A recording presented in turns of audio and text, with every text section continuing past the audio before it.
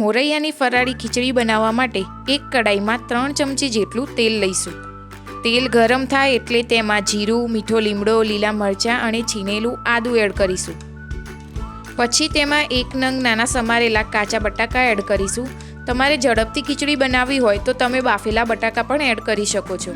જો તમે બટાકા ના ખાતા હોય તો તેની જગ્યાએ તમે દૂધી પણ એડ કરી શકો છો. બટાકા 80% ચડી જાય એટલે તેમાં શેકેલી સિંગનો ભૂકો એડ કરીશું અને સિંધવ મીઠું એડ કરીશું.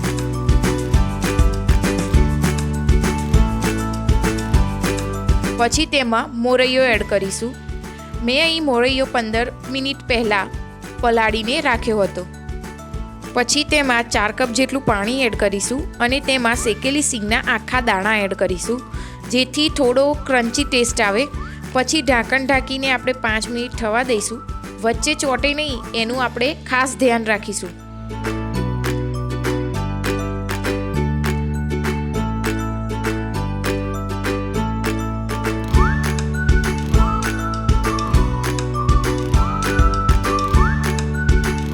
મોરૈયો ચડી જવા આવે એટલે તેમાં 3 થી 4 ચમચી જેટલું ફેટેલું દહીં એડ કરીશું. બધું મિક્સ થઈ જાય પછી તેમાં 1 ચમચી ઘી એડ કરીશું.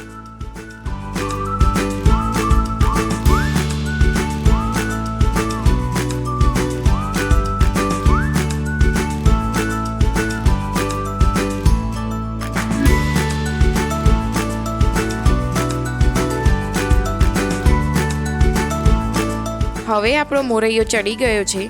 આપણી મોરૈયાની ખીચડી તૈયાર છે. હવે આપણે પાછળથી કોથમીર વડે ગાર્નિશ કરી લઈશું.